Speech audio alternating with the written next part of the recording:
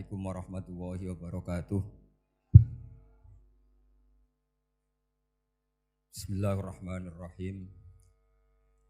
Tabarakalladzi nazzalal furqana ala 'abdihi liyakuna lil 'alamina nadhira.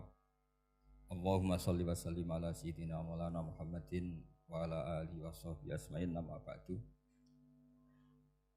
Ingkang sangat kula hormati, sangat kula takzimaken Kiai Haji Mustofa Bisri, sedanten keluarga Kiai Haji Yahya dan semua keluarga besar Bani Mbah Bisri Mustofa. Ingkang sangat kula hormati Profesor Dr. Al Habib Said Aqil Al Munawwar. Beliau adalah profesor ahli hadis juga sekaligus ahli tafsir yang sangat kita hormati, sedanten yang hadir kita hormati. Mari bersama-sama nikmati audisi ini. Jadi ini saya digambar Mbah Mus untuk audisi. Jadi saya lulus apa enggak ya enggak tahu. Tapi saya pastikan tadi kalau Profesor Said Aqil Al Munawwar fasih membaca Al-Quran, saya akan menjadi kompetitornya, akan fasih memaknai tafsir Quran. Karena saya sudah tidak mungkin bersaing di suara. Orang tahu semua kalau suara saya itu jelek. Mungkin Allah mau bagi-bagi rezeki. Jadi kalau saya suaranya bagus, nanti tidak diundang jadi mufassir, diundang jadi penyanyi hadroh. Jadi sudah itu saya nikmati saja. Begini, saya dari awal itu sudah saya perkirakan. Jadi kalau nasib saya baik, itu kalau kalian tidak paham itu akan ngomong gini, wah ilmunya Gus Bak tinggi sehingga kita tidak paham. Itu kalau nasib sedang baik. Kalau nasib saya buruk, itu minim artikulatif sehingga menjelaskannya bulat. Itu pasti nggak pinter orangnya. Menerangkan saja tidak mudah apa? Difahami. Tapi kalau nasib sedang baik, sampeannya nggak paham malah muji ilmu saya yang tinggi. Padahal kadang nggak memahamkan, memang rumusnya itu salah sehingga bulat. Tapi insya Allah nasib saya malam ini baik. Begini, saya dulu pernah berdoa berkali-kali sama Allah SWT bahwa saya ingin membaca Quran itu fasih fil makna. Fasih itu artinya jelas, runtutan logikanya jelas. Sehingga barokahnya fase itu logika Quran atau logika yang dibangun Quran itu menjadi benar-benar logika yang diterima siapa saja, termasuk diterima oleh orang kafir. Kita tahu Umar itu masuk Islam sebelum mondok apa enggak pernah mondok? Sebelum mondok, enggak pernah beliau ngaji tafsir. Enggak pernah mondok. Tapi beliau dengar Quran itu paham. Karena logika yang diutarakan Quran itu logika sesuai fitrah salimah. Sesuai akal yang apa? Sehat. Saya di mana-mana cerita karena ini kebanggaan para mufassir. Ketika Jubair bin Mut'im bin Adi menceritakan bapaknya yaitu Mut'im bin Adi. Beliau adalah orang yang sangat pintar sekali sehingga didelegasikan oleh kafir Quraisy untuk jadi negosiator di Asra Badrin. Jadi perang Badar itu kan ada Asra Badrin, orang-orang kafir yang ditawar Islam. Kemudian orang ini diutus untuk jadi negosiator. Singkat cerita pas datang ke Madinah, pas Rasulullah SAW baca surat Wattur wa kitabim mastur fi raqim mansur sampai ayat am khuliqu min ghairi syai'in am humul khaliqun. Sampai ayat am khalaqus samawati wal ard. Di ayat itu Allah menceritakan kalau Tuhan-Tuhan yang kamu anggap Tuhan itu sebagai Tuhan, misalnya Lata, Uzza, Manat, enggak apa-apa kata Allah. Tapi kata Allah saya minta bukti prestasi mereka apa kalau sebagai Tuhan itu. Apakah pernah ikut menciptakan langit bumi? Atau kalau enggak bisa menciptakan urun kata Allah, urun semen sak-sak kata Allah. Penting urun. Sehingga logika lalu terbangun, prestasinya apa? Tuhan-Tuhan yang kami tuhankan itu. Kata Allah, Qul ara'aytum ma tad'una min dunillah aruni madza khalaqu minal ardi am lahum syirkun fis samawati. Kalau mereka Tuhan, tunjukkan prestasinya ke saya, kata Allah. Apakah mereka terlibat dalam penciptaan langit dan bumi? Atau kalau nggak bisa menciptakan 100%, kata Allah setidaknya urun. Ya tadi urun semen, amlahum syirkun fisamawat. Syirkun maknanya urunan. Lalu ketuhanan berhala, Uzza dan sebagainya batal karena ayat ini. Orang kafir berpikir, wah ini tidak Tuhan karena nggak punya prestasi apa-apa. Lalu mereka secara ekstrim malah berpikir ateisme, tidak mengakui adanya Tuhan. Kalau nggak diakui adanya Tuhan, berarti alam raya ini dimulai dari ketiadaan. Logikanya berarti begini, hadhil maujudat khalaqahal adam. Langit yang karuan wujud, bumi yang karuan wujud, hewan-hewan yang karuan wujud, matahari, rembulan, lautan semuanya wujud. Kemudian semua maujudat ini dirumuskan khalaqahal adam, diciptakan oleh ketiadaan. Pertanyaannya adalah ma huwal junun asyaddu min hada. Kegilaan apa yang lebih parah ketimbang ini? Karena sesuatu yang wujud dimulai dari sesuatu yang tidak wujud. Berarti sama dengan mengatakan hadhil maujudat khalaqahal adam. Semua yang enggak ada ini diciptakan oleh sesuatu yang enggak ada. Jadi semua yang ada diciptakan oleh sesuatu yang enggak ada. Maka Quran ketika ngetikan am khuliqu min ghairi syai'in. Apakah kalian semua atau mereka semua diciptakan min ghairi syai'in, min ghairi khaliqin maujudin. Saya ngecek di beberapa tafsir termasuk bukan kitab tafsir tapi maknanya sama seperti di Ihya. Masa alam raya seindah ini, seeksistensi ini, senyata ini kemudian diciptakan oleh sesuatu yang tidak ada. Mereka akhirnya mikir, ya harus diciptakan oleh sesuatu yang ada. Nah karena sesuatu yang ada ini posisi pencipta, maka harus berstatus super. Nah super ini oleh ulama dibahasakan wajibil wujud. Maka zat yang menciptakan ini namanya zat sing wajibil wujud. Lalu wajibil wujud ini oleh Islam disebut Allah Subhanahu wa ta'ala. Kayak apa fasihnya Quran bikin logika? Atau orang yang jadi Tuhan itu yang mengklaim sebagai Tuhan? Itu juga mungkin, yang penting mewujud. Siapa itu Fir'aun? Fir'aun itu mengaku sebagai Tuhan. Dia sudah sah dari segi dia wujud. Namanya orang wujud punya eksistensi mungkin berkreasi. Saya ulang lagi, namanya orang wujud punya eksistensi tentu mungkin berkreasi. Tapi pertanyaannya begini, ketika Musa tanya, pertama ditanya Musa, lalu kamu kalau menyembah selain saya, nyembah siapa? Kata Musa, Rabbul Alamin. Siapa Rabbul Alamin? Rabbus samawati wal ardi, yang menuhani langit bumi. Terus kata Fir'aun, tidak jawab, manggil Haman. Haman, kamu kan arsitektur, coba ibnili sorhal ali abluhul asbab. Ya Haman ibnili sorhal ali abluhul asbab. Bangunkan satu piramida yang tinggi, la'ali at-tali'u ila ilahi Musa. Saya ingin melihat Tuhannya Musa. Lalu kemungkinan Tuhan di bumi, kata Fir'aun, ma'alim tulakum min ilahin ghairi. Kemana-mana saya melihat yang jadi Tuhan saya. Musa ngerti kalau Fir'aun ini pekok cara bahasa Jawa itu. Itu menerangkan sifatnya Allah itu dengan sifat yang sederhana. Tapi justru dengan sederhana ini Fir'aun tidak bisa jawab. Terus Nabi Musa ganti argumentasi, Rabbukum wa Rabbu abaikumul awalin. Yang nuhani nenek moyang kamu, leluhur kamu. Itu terperangah, kagetnya bukan main Fir'aun.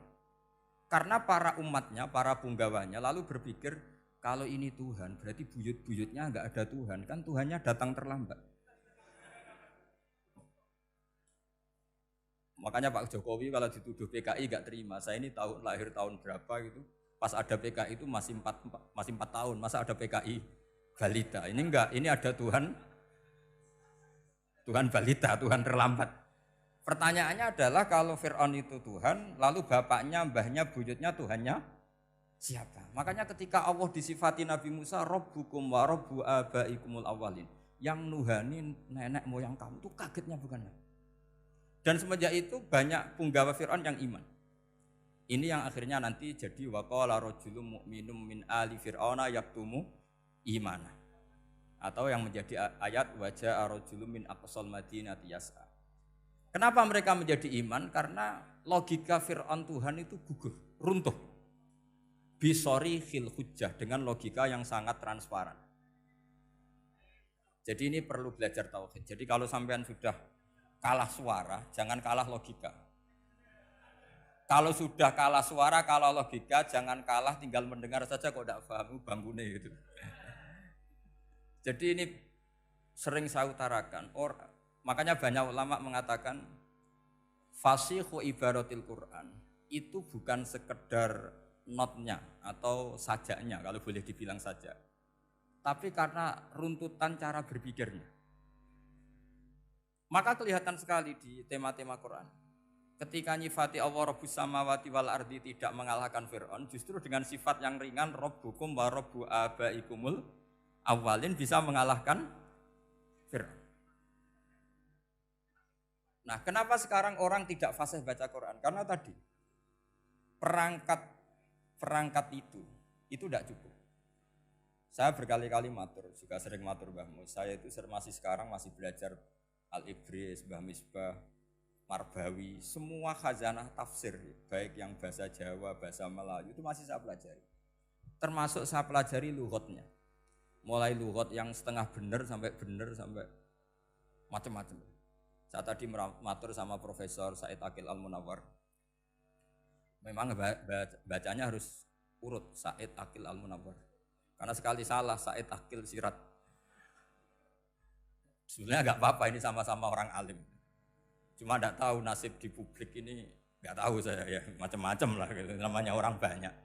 Enggak usah dijelaskan. Tapi semuanya baik. Saya pernah ketemu Pak Said Aqil Sirat itu bilang gini, Gus, orang jadi wali itu sebabnya dua. Mungkin kalau kayak jenengan banyak pecintanya, yang doakan banyak. Kalau saya banyak yang benci, wah itu ngirangi dosa gitu kan. Batinku dasar wong alim bener wah. Jadi beliau nikmati memang itu. Karena babanya beliau itu sama dengan babah saya yang dari keluarga Kudus. Buyut saya itu kakaknya buyutnya Pak Said Aqil. Jadi makanya jangan pernah benci orang alim. Orang alim bulet atau kayak apa itu masih saja punya alasan. Saya itu dengar Kiai Bisri, cerita Kiai Bisri itu tidak ada yang serius. Dulu ketika ada polemik haji yang mu'alim, itu orang kumpul semua di sini. Kata Kiai Bisri, sudah nunggu Mbah Fadl. Mbah Fadl sudah di rumah. Ngiranya orang itu ya Mbah Fadl rawuh dileteh. Setelah lama Mbah Fadl tidak datang. Loh Kiai Bisri, Mbah Fadl tidak datang. Lah ya di rumah. Lah mana kok tidak ada? Ya di rumahnya sendiri. Karena beliau enggak pernah bilang di rumahnya. Orang saja yang kepikiran kalau itu rumah leteh. Itu mirip seperti guyannya Rasulullah SAW. Nabi itu kalau guyon itu tidak pernah bohong. Makanya di tiba itu disebut wayam zahu wala yaqulu illa haqqan. Nabi itu ya guyon, tapi enggak pernah bohong. Yang bohong kan khayal kamu. Masyhur itu ada orang sepuh sowan Nabi. Di kitab saya itu perempuan, tapi di beberapa kitab lelaki. Saya tidak tahu pastinya berapa. Biasanya ahli hadis mentahmilkan taat dudul kisoten atau taat dudul waqiaten. Oke, kita bayangkan itu perempuan. Ya Rasulullah, saya ini tergesa-gesa, nanti takut kemalaman. Ini orang sepuh. Jadi jangan kamu bayangkan Nabi Suwani wong ayu nom nanti jadi hoax. Orang sepuh. Oh di sini aja, tidak usah tergesa-gesa pulang kata Rasulullah. Nah nanti gimana? Saya jalan kaki ya Rasulullah sampai kampung saya itu nanti malam. Kata Nabi, la ahmilan naki alab hinako. Santai saja nanti tak pinjemin anaknya unta. Kata perempuan tadi, ma fa'altu bibni nako. Apa yang bisa saya lakukan dengan anaknya unta? Sudah tenang saja kata Nabi. Setelah mau pulang, disiapkan unta, ya unta tua, unta layak dinaikin. Ya Rasulullah ini kok unta tua, katanya anaknya unta. Nabi dengan santai, oh masih tua ya anak unta kata.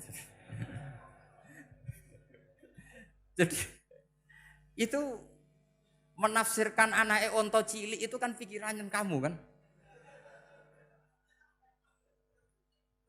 Sebetulnya anak unta itu ya tua pun anak unta. Maka saya itu yang termasuk bangga. Nasib saya nanti insya Allah kayak Gus Mus, kayak Gus Dur. Sampai tua dipanggil Gus. Tapi saya niatnya lebih buruk. Supaya nanti kalau saya salah pantas ngijek Gus. Tapi dalam kompetisi kadang Gus itu kalah. Itu dulu di Pondok Sarang itu kalau ke WC itu antri. Itu yang di WC didodok. Supaya cepat keluar. Ayo cepat keluar, saya Gus. Dikira teror Gus itu yang di WC menjadi takut. Yang dalam WC gak kalah, saya malah kiai. Iya. Jadi memang kacau, kalau sudah logika itu kacau. Tapi di Ihya kitab yang populer dikaji di pesantren, itu ada babnya. Qadiyat itu pengarang tentang betapa wajibnya takzim sama Rasulullah. Tapi punya bab mizahun Nabi, guyonan-guyonannya Kanjeng Nabi. Cuma Nabi seninya tadi, wala yaqulu illa haqqan. Meskipun guyon itu enggak pernah bohong, itu butuh seni itu. Bohong guyon tapi tidak pernah bohong. Tapi umatnya ada saja yang pernah niru, ya termasuk Ki Bisri tadi. Sudah nunggu Mbah Fadl, sudah di dalam. Ketika ditunggu ternyata ya dalamnya Mbah Fadl sendiri, bukan di dalam leteh. Ada seorang raja yang gemar kawin karena orang Arab gemar kawin. Itu setiap ada perempuan cantik ingin dinikah. Nikah itu masih baik, jadi sama ndak usah anti. Soal kamu dengki sama orang poligami itu ya hasut gitu. Yang layak biar poligami, asal ada yang mau dan siap-siap ada tambah satu, hilang satu. Biasanya kan gitu. Singkat cerita dia itu cinta sama seorang perempuan. Nah perempuan itu ditanya-tanyakan sama pemuda situ ajudan dia. Gimana saya boleh nikah itu? Jawabannya tadi, kaifatang kihuha wa qad ra'aitu qabbalaha rajulun. Kok kamu nikahi gimana? Saya pernah melihat dia itu dicium seorang lelaki. Kamu itu seorang raja, masa nikahi perempuan yang pernah dicium seorang lelaki? Wah itu miso-miso raja. Udah enggak. Saya ini raja muslim soleh, masa nikahi orang yang pernah dicium lelaki? Suatu saat si pemuda ini menikahi perempuan itu. Mangkelnya bukan main, karena dia saingan sama raja, gak mungkin menang. Satu-satunya menang itu bikin hoax tadi itu. Ini cerita ini di Ithaf, di sarahnya Ihya. Kamu kira di cerita Alfu Yaumin Walailatinnya Abu Nawas, enggak, ini cerita di Ithaf. Kitab yang sangat sakral, karena sarahnya apa? Ihya. Setelah nikah, maki-maki raja. Orang tidak punya harga diri, perempuan pernah dicium orang kok dinikahi. Tadri mandalikar rojul, kamu tahu siapa lelaki itu? Gua abuha, itu bapaknya. Oh terajan wasem, enggak ngerti gitu. Jadi apa? Kiai-kiai dulu itu rileks. Sehingga saya datang ke sini ketika diminta sama Mbak Mus. Sebenarnya enggak diminta, diperintahkan. Karena pasti pakai agak-agak otoriter gitu. Karena di atas kita, jauh di atas kita. Mbah Mun guru saya aja manggil beliau Lek. Karena kita tahu Mbah Mus punya ibu, ibunya itu binti Khalil Harun. Mbah Khalil itu, saya punya manakibnya banyak tentang Mbah Khalil Harun. Jadi beliau itu adiknya Umar Harun. Mbah Umar Harun itu dulu alim-alimnya Ki Sarang, setelah Mbah Ghazali itu Mbah Umar Harun. Termasuk Mbah Khalil Harun yang ngaji sama kakaknya Umar Harun. Setelah beliau alim alama, singkat cerita setelah menyelesaikan pendidikan, pindah ke Kasingan itu dibawain santri oleh kakaknya, namanya Umar Harun. Nah Mbah Harun itu punya istri namanya Mbah Sinto, itu saudaranya Mbah Ghazali. Makanya Mbah Mun manggil Mbah Mus itu Lek, karena Mbah Mun ke Mbah Ghazali itu Mbah Mun Nyai Mahmudah binti Ahmad. Ahmad ini bin Su'aib. Su'aib ini juga menantunya Mbah Ghazali. Terus Mbah Ghazali, berarti Mbah Mun dari Mbah Ghazali generasi kelima. Kalau Mbah Mus kira-kira ya Mbah Mus, Nyai Bisri, Mbah Khalil. Nah Nyai Sinto ini sudah saudaranya apa? Mbah Ghazali. Berarti Mbah Mun dengan Gus Mus itu kalah satu tokoh di urutan nasab. Makanya manggil apa? Lek. Tapi Mbah Mus orang baik tidak pernah manfaatkan itu. Yang sering manfaatkan Mbah Nawawi itu. Karena pernah sepuh itu, wah sembrono kalau sama saya itu. Saya di mana-mana itu digosipkan murid beliau. Ya saya ikhlas saja, itu satu-satunya harga diri Mbah Nawawi, ya saya ikhlas. Saya ikhlasnya, jadi karena memang saya manggil beliau juga memang pernah nyembah. Buyut saya kandung itu namanya Maimunah, itu Mbak Yunya Mbah Dowi. Jadi saya ini juga Bani Lasem. Buyut saya kandung namanya Maimunah, istrinya Mbah Umar bin Arabi. Melahirkan mbah saya sampai ibu saya sampai saya. Saya teruskan. Jadi cobalah Quran itu dibaca secara fasih. Kalau ingin baca fasih caranya gimana? Kamu harus belajar balaghah, belajar lisanul Arab, belajar mantek, belajar logika. Nah, kalau logika itu tidak sampai, cari muhalnya. Ini fatwanya Said Robdon Al-Buti, juga fatwanya semua ulama usul fikih. Saya ulang lagi ya, kalau logika kamu nggak paham, cari sisi muhalnya.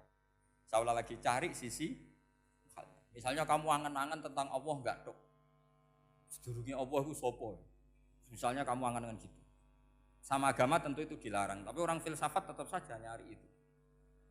Lalu hentikan pencarian itu, yaitu tadi katakan saja hadhil maujudat yastakhilu ayyakhluqahal adam. Sesuatu yang maujud tentu enggak mungkin disebabkan oleh sesuatu yang tidak ada. Fa innal adama la yu'athiru aslan wala yakhluqu aslan. Namanya sesuatu yang enggak ada pasti tidak berstatus pencipta. Namanya saja enggak ada. Akhirnya la buddha min ayyasbiqa hadzal alam maujudun. Maka alam ini harus didahului sesuatu yang maujud. Lah maujud ini yang oleh Islam disebut Allah Subhanahu wa taala. Sudah selesai di sini. Tinggal delok TV, tinggal ngopi, turu sampai setannya setruk karena nunggu mau bikin was-was itu lagi. Loh saya itu termasuk kiai paling sering lihat sinetron.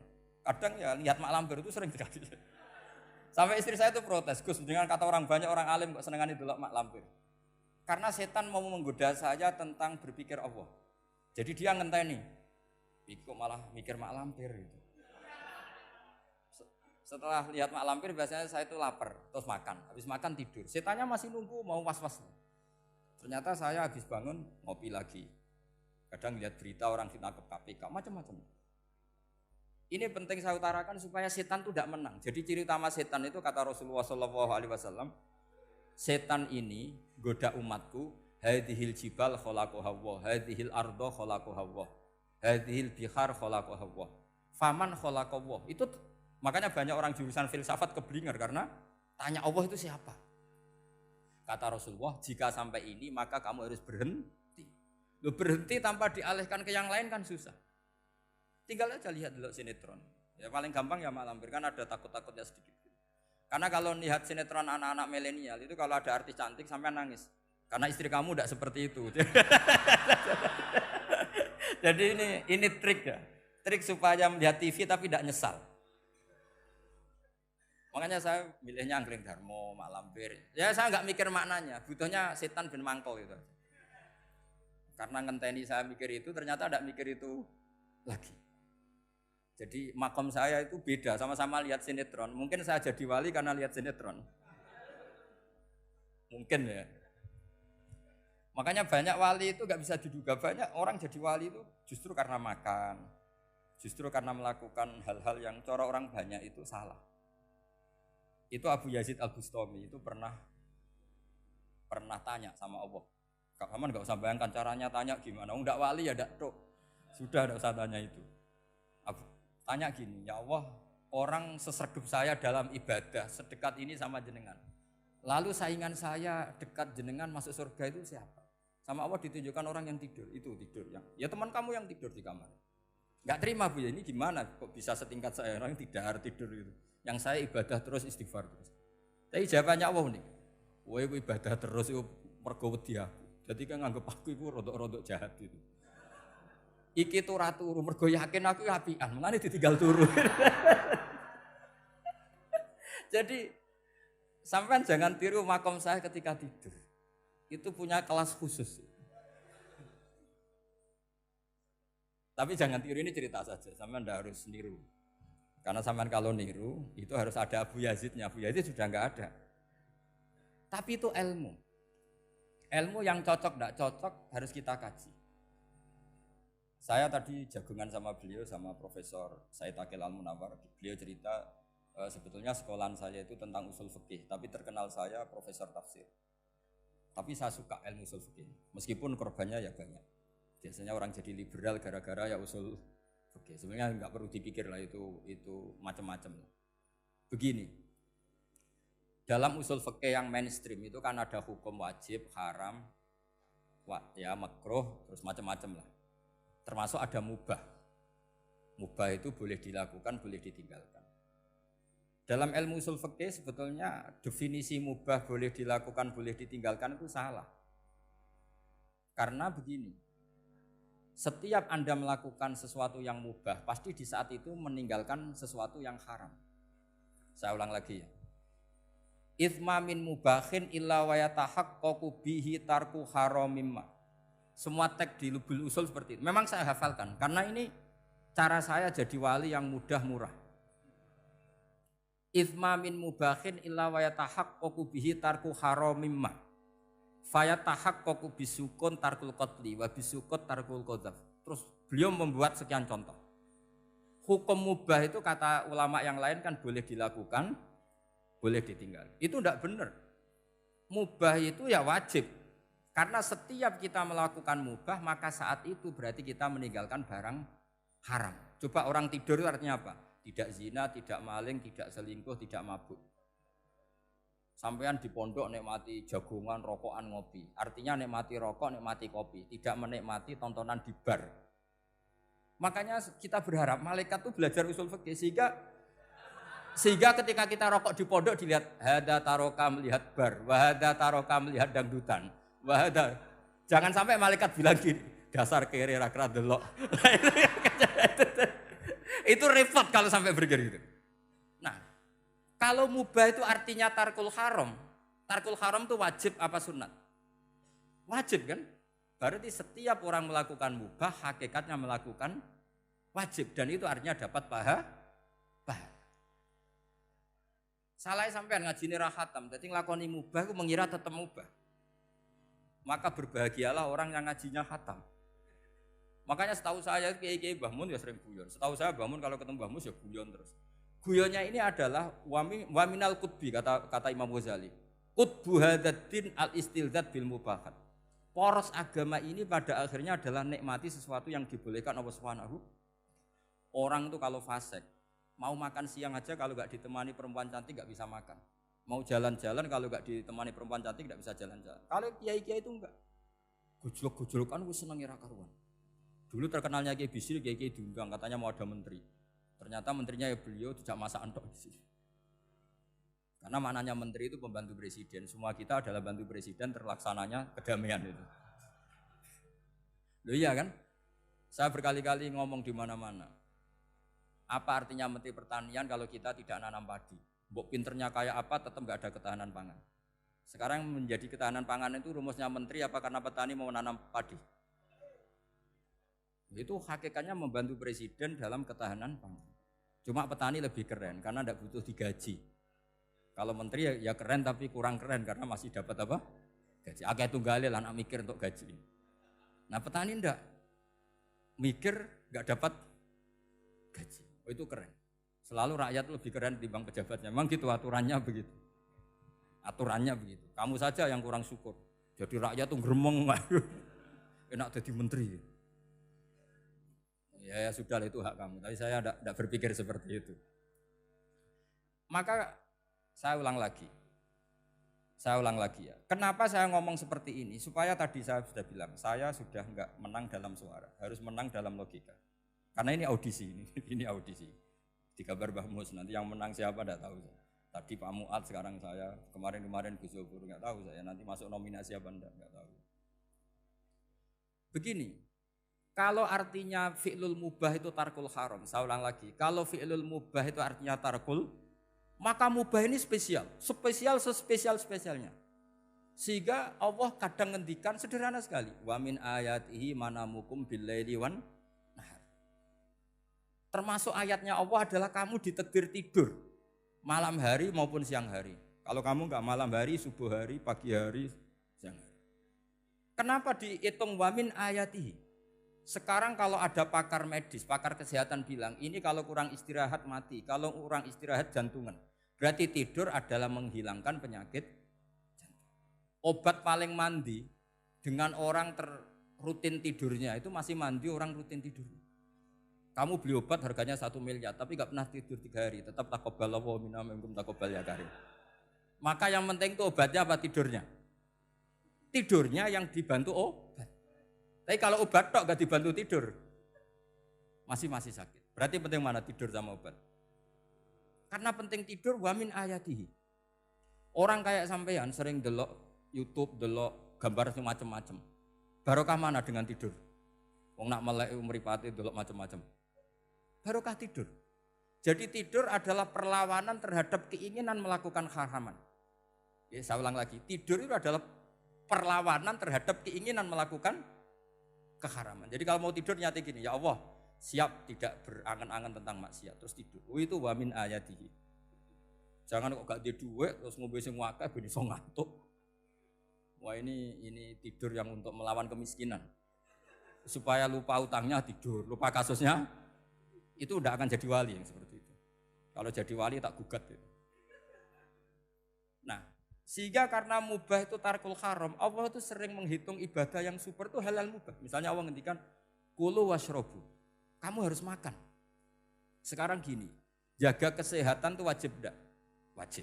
Kalau saya tidak sehat tidak bisa ngaji di sini. Apalagi Mbah Mus kalau nggak sehat ditunggu orang se-Indonesia fatwanya. Dan di antara cara sehat kamu harus makan. Kalau nggak makan sakit. Lalu makan dengan posisi menyehatkan orang yang bisa fatwa, bisa mulang, bisa macam-macam. Posisi ini super apa tidak super? Super. Maka Allah kadang sederhana ngendikan ibadah itu kulu wasrobu jom kowe yo mangan yo. Tapi ayat ini menjadi tidak hebat kalau dibaca orang tidak pernah ngaji, nggak pernah ngaji usul fikih. Pangeran piye toh? Dirimo ngongkon mangan kowe dikongkokno kulu. Wis ora usah ngono ya wis mangan. Rusak Quran kena makna niku rusak. Kamu tahu superiornya ayat kulu wasrobu kalau belajar fa inna fi'lal mubah berarti tarkul haram karena saat melakukan mubah artinya tarkul haram. Dan tarkul haram itu penting. Sekarang gini, merusak diri sendiri haram apa enggak? Haram. Untuk supaya tidak rusak kamu harus makan. Berarti makan wajib apa sunat? Wajib. Lho sing haram itu kalau loden tulung piring dintekno. Nah, dengan cara pemaknaan seperti ini Quran akan superior. Bahkan di ayat-ayat yang kelihatannya sederhana, kulu washrobu wala tusrifu. Ketika Nabi Musa dimenangkan mengalahkan Fir'aun, itu Allah firman pertama gitu. Kamu harus makan mimma rozaqnakum. Cuma syaratnya wala tatghaw fihi fayakhilla alaikum ghadab. Kalau kamu berlebihan nanti dapat ghadab saya. Nah, khawatir saya kalau ilmu ini sudah hilang terus ayat-ayat yang biasa tentang kemanusiaan dikira biasa. Padahal ayat ini super, misalnya nikah.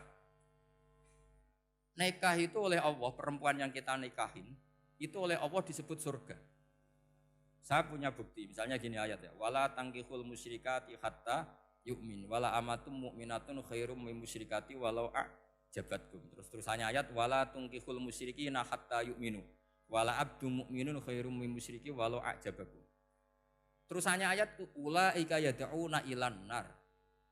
Para musyrikah yang ingin kamu nikahi karena mereka non muslim atau kafirah atau musyrikah itu hanya mengajak kamu masuk neraka. Maksudnya ngajak itu kan bisa saja kamu tertarik perempuan tadi sampai kompromi merubah akidah kamu.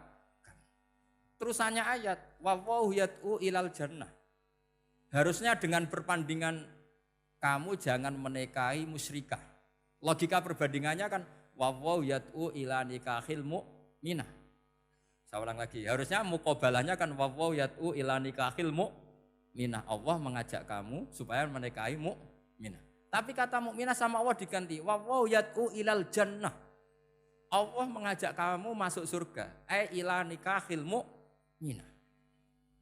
Artinya gini, setiap kamu hubungan intim sama istri kamu itu adalah menjadi kamu tidak zina. Jadi kalau kamu tidak zina, barokahnya istri kamu ini penopang kamu masuk surga. Makanya Rasulullah pernah ditanya, ibadah itu apa saja? Nabi secara ringan di antara jawabannya, wa fi buti ahadikum shadaqah. Sudah kamu ngumpul istri kamu itu ya ibadah. Terus kata sahabat-sahabat, ya Rasulullah ayati ahaduna syahwatahu wa walahu ajrun. Yang benar saja Rasulullah, masa urusan gitu dapat pahala. Nabi jawabannya ya enteng, alai salawa doa fi haramin aka'ana ali wisrun. Kalau dia salah yang dikeloni kan ya dosa. Berarti kalau ngeloni yang benar juga pahala. Berarti istri kamu itu jannah surga. Cuma jannah yang agak aneh karena rewel itu agak aneh. Jadi itu jannah yang agak aneh. Maka supaya jannah ini tidak aneh, kata Rasulullah itu cara bersuami istri itu kata Rasulullah halla jariyatan tula ibuka wa tula ibuka. Sebagian riwayat halla jariyatan tudhahikuha wa tudhahikuka. Kamu cari perempuan yang gampang guyon, gampang rileks. Mula abah itu rileks, mudhahaka ya rileks. Saya berkali-kali cerita, saya ini termasuk orang yang nggak pernah diskusi penting sama istri saya. Karena takut tegang, biasanya kalau tegang itu yang suaminya kalah. Jadi saya itu nggak pernah diskusi penting. Saya kemarin mau ke Pasuruan ya, mau ke Peloso itu ditanya, mau kemana? Ya nggak tahu. Terus pulangnya kapan? Ya enggak tahu. Wong kok rohan. Ya saya senang saja. Enggak roh itu artinya kan bodoh. Orang bodoh itu enggak mukallaf, artinya enggak dosa kata saya. Jadi saya ngambil hikmahnya saja. Karena ditakoki kok jawabannya ora jelas. Ora jelas itu misteri. Memang dunia itu penuh misteri. Pokoknya tak itu. Pokoknya yang kira-kira itu jadi tidak penting. Rasulullah tuh kalau debat sama istrinya ya milih gitu, milih mula abah mutohaka. Saya punya sekian cerita betapa Rasulullah tuh rileks ngadepin cemburu-cemburunan. Sayyidah Khadijah tentu orang yang super bagi Rasulullah. Sampai ketika adiknya Sayyidah Khadijah, kalau nggak salah namanya itu Halah itu. Kalau datang itu Rasulullah itu menjamu karena mengingatkan suara Khadijah. Kalau muji Khadijah itu sudah langit Rasulullah. Sehingga Aisyah itu cemburu. Bagaimana Anda selalu muji Khadijah? Waqad abdalakallahu khairan minha. Allah mengganti yang lebih cantik ketimbang Khadijah dan lebih muda. Maksudnya Aisyah. Kenapa masih muji yang sudah meninggal? Tua lagi kan. Gantian Sayyidah Fatimah yang tersinggung karena ibunya ditua-tuakan. Itu ketika Fatimah cemburu, mangkelnya sama Sayyidah Aisyah. Mangkel manusiawi loh. Enggak usah kamu jadi Syiah terus benci Aisyah itu. Karena kalau kamu jadi benci Aisyah berarti kamu nganggap Aisyah itu salah. Dan itu efeknya di Rasulullah, berarti Rasulullah milih istri yang salah. Makanya kita ini madzhabnya ahli sunnah. Abu Bakar tidak mal'un. Kenapa tidak mal'un? Kalau kamu bilang Abu Bakar mal'un berarti Rasulullah salah pilih teman. Umar tidak mal'un karena Rasulullah pasti milih teman yang benar. Begitu juga milih istri yang benar. Dalilnya tidak usah jauh-jauh. At-thayyibatu lit-thayyibi. At-yabut thayyib tentu Rasulullah. Berarti istrinya pasti thayyibah. Jadi madzhab ahli sunnah adalah madzhab sing jelas-jelas min baini farsi wa damil labanan khalisan sa'iwal lisyari. Jadi kalau kamu cari logika gampang saja. Nabi itu thayyib, bahkan atyabut thayyib. Padahal kata Allah at-thayyibatu lit-thayyibi. Ya jelas ya. Jadi ini tidak usah dimasukkan hati tentang konfliknya Aisyah dan Fatimah, itu biasa saja. Yang satu bela ibunya, yang satu bela dirinya. Sebenarnya Aisyah itu enggak niat ngeritik Khadijah. Ingin diperhatikan Rasulullah saja.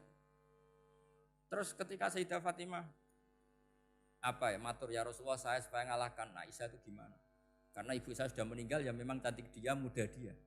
Dan tahu betul orang kalau Nabi itu sangat mencintai Aisyah. Kata Rasulullah bilang gini saja, tetap hebat ibu saya. Karena ibu saya dapat Rasulullah rondo untuk Joko. Kowe ayu kaya apa iku untuk dudo. Jadi rileks saja Rasulullah. Akhirnya ya semenjak itu enggak ngeritik lagi, bahaya ini kalau ngeritik.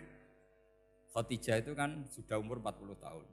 Janda dapat Joko. Aisyah perawan untuk dudo. Keren mana? Keren Khadijah. Jadi tidak semua masalah itu Nabi itu menyelesaikan cara ekstrim. Nabi itu biasa mula apa? Santai rileks. Nah, kalau para mbak-mbak ini ingin jadi surga yang enggak aneh, syaratnya jangan rewel karena di surga itu enggak boleh ada orang rewel. Tapi kalau enggak rewel sementara suami kamu enggak benar, ini namanya goblok. Maka kata Mbah Mun kalau ngijazahi santri-santrinya, "Cung bojomu kudu rewel, enggak ngono fakir," kata Mbah Mun. Tapi santri yang di belakang gremeng. Iya, Mbah, nak fakir, nak jantungan mati. Makanya sering itu. Jadi di antara ulumil Quran itu ada istilah maudhi'ul mudmar mengganti maudhi'ud dhamir atau maudhi'ul lafzi menggantikan lafdzan akhar. Itu memang agak jadi medhi ilmu tafsir. Tapi bagi pelakunya itu menjadi gampang. Ya tadi, ketika Allah melarang nikah hal musyrikah, saya ulang lagi. Ketika Allah melarang nikah hal musyrikah, normalnya perbandingannya kan wallahu yad'u ila nikahil mu'minah. Tapi sama Allah digenti. Wallahu yad'u ilal jannah. Itu menunjukkan bahwa nikahul mukminah adalah al jannah. Karena kamu hubungan intim ya ibadah. Diwamuk kowe sabar ya ibadah. Nafakoi ya ibadah. Neng-nengan gejatan senjata juga ibadah. Seru Bang, neng-nengan itu seru. Karena memang di antara sistem tubuh kita itu butuh masa-masa jeda. Itu mari cerdas. Karena tubuh kita ini tidak hanya butuh seneng, tapi juga butuh susah. Susah itu melahirkan kearifan. Jajal bojomu tahu minggat, mesti kearifan kamu meningkat. Jadi minggat itu ya penting. Nikmati saja. Loh, ini saya nggak ngajari keburukan. Memang seperti itu. Nah saya berharap ilmu usul fikih ini tidak boleh hilang. Karena dengan ilmu usul fikih kita tahu mubah adalah tarkul haram dan tarkul haram adalah wajib. Maka Allah sering sekali membicarakan sesuatu yang mubah itu superior. Kayak tadi wa min ayatihi manamukum billaili wan nahar. Termasuk ayatnya Allah adalah kamu itu tidur. Cara berpikir tadi, kalau saya tidak tidur sakit, kalau sakit habis biaya banyak. Sementara tidur hanya butuh seperti ini. Betapa baiknya Allah dengan tidur bisa menjaga kesehatan yang kalau tidak dijaga berbiaya tinggi. Berarti dan naumul ibadah. Terus ulama bilang tidur itu ibadah kalau niatnya litaqawi alal ibadah. Tapi nak wae blojo turu lah itu sing masalah. Tapi tentu ilmu itu ada pembanding. Sekarang ketika kamu tidur itu tarkul wajib apa tarkul haram lah itu masalahnya. Seringnya kamu itu tarkul wajib. Wae mulang turu. Wae ngantor wong kerja turu. Lah itu tarkul haram atau tarkul wajib? Tarkul wajib. Kalau tarkul wajib berarti status tidur kamu haram. Sudah pinter ini sudah maju ini sudah maju. Jadi saya belajar usul fikih lagi-lagi karena untuk menjadi mufassir itu harus menguasai balaghah, menguasai usul fikih, menguasai lisanul Arab. Nah, lisanul Arab yang sering saya contohkan berkali-kali. Saya punya kitab namanya Ar-Risalah. Orisinil karangannya Imam Syafi'i. Saya baca beberapa kali khatam. Juga saya beberapa kali bacakan santri. Itu kalau memaknai Quran secara lisanul Arab itu gampang sekali. Gampang sekali. Ketika Imam Syafi'i mengatakan kamu boleh tayamum ketika bepergian dan saat bepergian itu tidak menemukan air. Syaratnya kamu tolabul ma, cari-cari dulu. Ketika ditanya sama ashabus Syafi'i, kenapa harus cari-cari dulu? Jawabannya enteng. Li'anna Allah ta'ala yaqul falam tajidu ma'an wala yuqalu liman lam yatlub lam yajid. Karena Allah ngendikan kemudian kamu tidak menemukan air. Di mana-mana tidak menemukan setelah mencari. Kalau belum mencari namanya tidak tahu. Jadi dari kata falam tajidumaan kemudian kamu tidak menemukan. Tidak menemukan berarti apa? Setelah mencari. Sehingga beliau mensyaratkan dicari-cari dulu baru berkesimpulan tidak menemukan. Nah setelah tidak menemukan kamu baru boleh tayang. Segampang itu ilmu usul fikih di depan Imam Syafi'i. Ulumul Quran dianalisis dengan usul fikih. Ketika ditanya kenapa Anda mensyaratkan nikah itu pakai wali? Ayatnya apa? Kalau hadisnya jelas, la nikaha illa biwaliyin mursyidin. Ayatnya apa? Imam Syafi'i secara enteng baca ayat fala ta'duluhunna ayyankihna azwajahunna idza tarawdu bainahum bil ma'ruf. Jika wanita yang kamu waleni, saya ulang lagi, jika perempuan yang kamu walikan, misalnya kamu punya anak yang umur 20 tahun ingin nikah sama seseorang. Seseorang ini layak. Ya misalnya kiai ya apal alfiyah. Tadi kata Mbah Mus itu muridnya Mbah Khalil itu alfiyah diwolak-walik apa. Saking seringnya belajar alfiyah kata beliau sampai santri apal alfiyah wolak-walik tapi roh carane jamak kosor. Karena dulu pondoknya mau pondok nahwu. Jadi kayak di nglirap itu. Tonggone nganti apal fa'ala yaf'ulu fa'lan. Cinone weh apal saking bedino itu ujiane ra selawatan fa'ala yaf'ulu fa'lan wa ma fa'lan wa fa'ilun. Jadi pondok ya macam-macam. Itu saya tadi sampai mana itu? Tentang apa? Wali nikah tadi. Di bab fikih, saya ulang lagi di bab fikih. Itu kata Allah, jika perempuan yang kamu walikan itu ingin nikah, fala ta'duluhunna, jangan kamu larang. Kata Imam Syafi'i, kalau seorang wali tidak punya hak mewalikan, maka larangan jangan menghalangi itu tidak ada gunanya. Misalnya gini, Zaid itu tidak punya utang saya ulang lagi, Zaid tidak punya utang saya. Memang ini ilmu logika, Zaid tidak punya utang saya. Terus sampean bilang ke saya gini, Gus Bah, Zaid ojo tagih. Itu omongannya wong aneh apa enggak? Aneh kan? Tapi kalau Zaid punya utang saya 1 juta, terus kamu menasihati saya, Gus Zaid ojo tagih. Benar apa enggak? Wali itu punya hak melarang. Saya ulang lagi, wali berarti punya hak melarang putrinya tidak nikah. Sehingga diperintahkan Allah, kamu jangan pernah melarang. Berarti punya hak melarang. Kayak tadi, Gus ojo tagih, berarti aku dia hak nagih. Misalnya otoritas bandara ATR, pesawat Boeing sekian-sekian Lion bolehkan landing di sini. Karena operatornya punya hak melarang, juga punya hak mengizinkan. Tapi kalau orang lain kamu bilangin, pesawat Lion nggak boleh landing di Semarang. Orang lain yang nggak terkait dengan otoritas itu, aneh nggak omongan itu? Aneh. Kalau wali dilarang menghalangi perempuan ingin nikah harus memberi izin maksudnya, maka berarti wali punya hak menikahkan. Paham yang saya maksud? Makanya Imam Syafi'i mensyaratkan seorang perempuan yang nikah harus pakai wali. Jadi segampang itu. Kitab Ar-Risalah menerangkan ulumul Quran. Dan dalam banyak hal ulama dulu itu, makanya saya tadi berjanji, karena Quran itu bisa kamu baca fase, kamu dengerin suara enak ya enak, kamu dengerin logika yang enak ya enak. Jangan sampai kamu udah dua-duanya. Suaranya sudah ada enak, logikanya tidak enak, itu kacau namanya.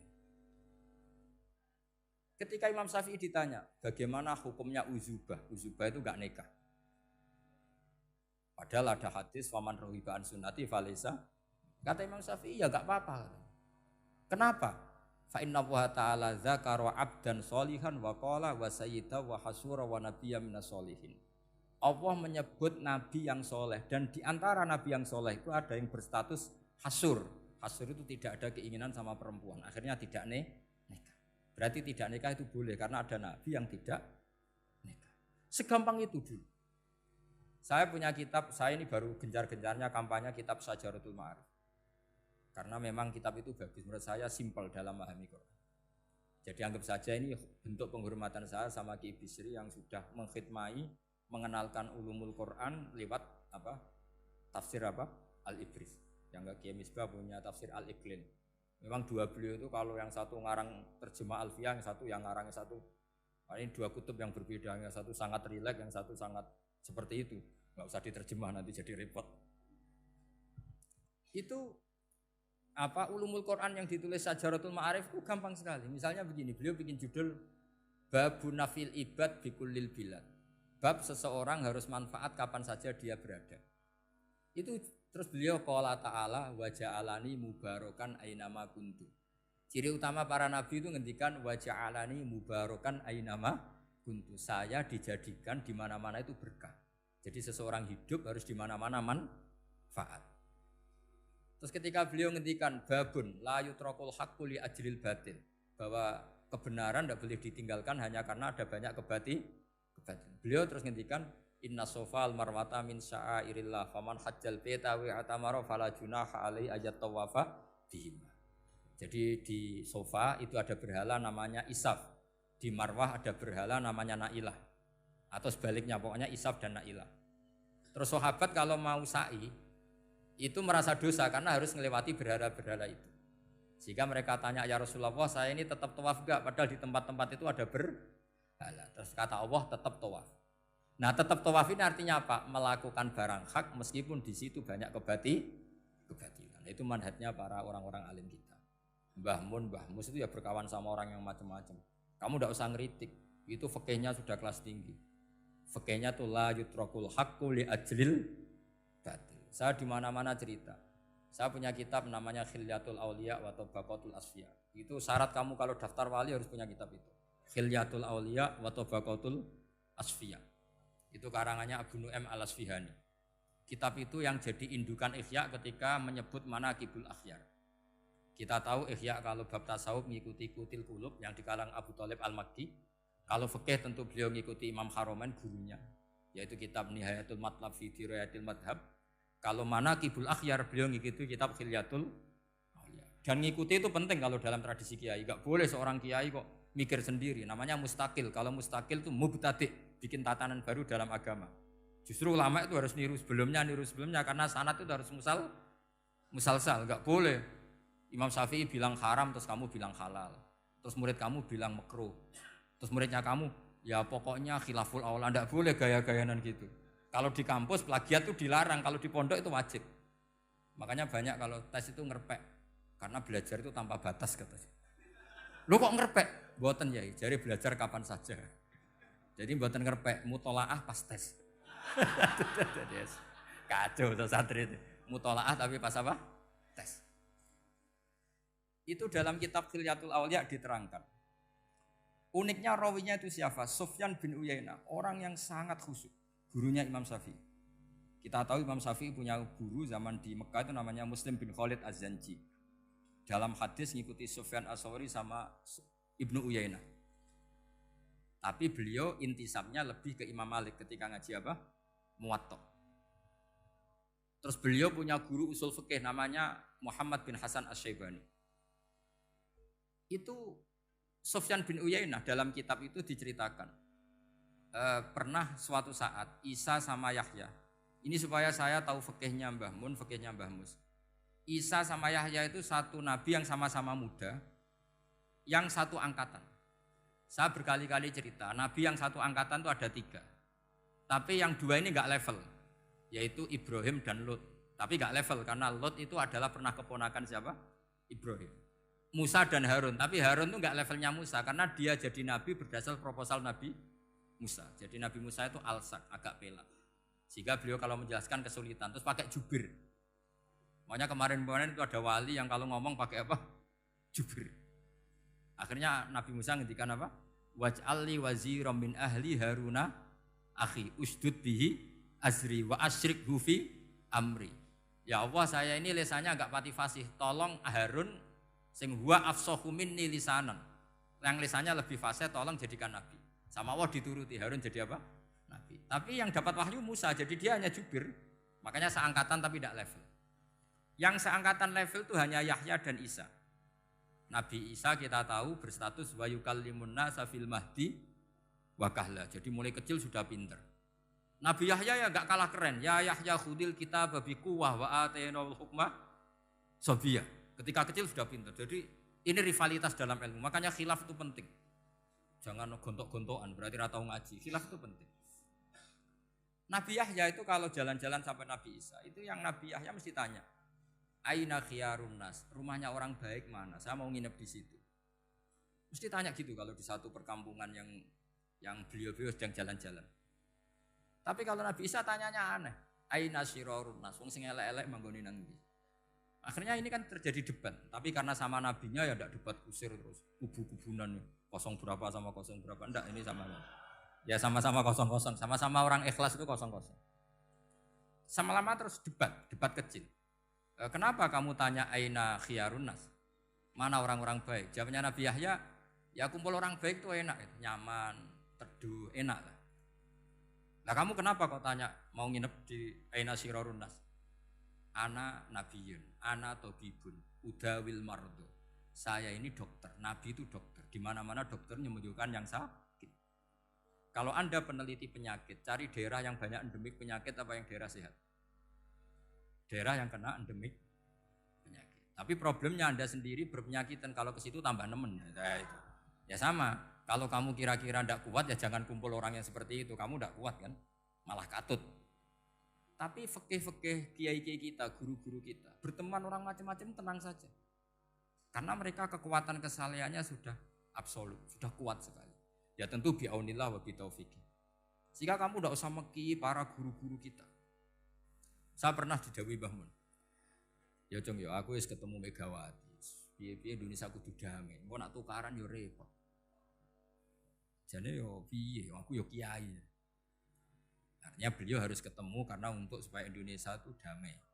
Beliau anggap saja makili religius, Bu Mega makili apa? Nasional.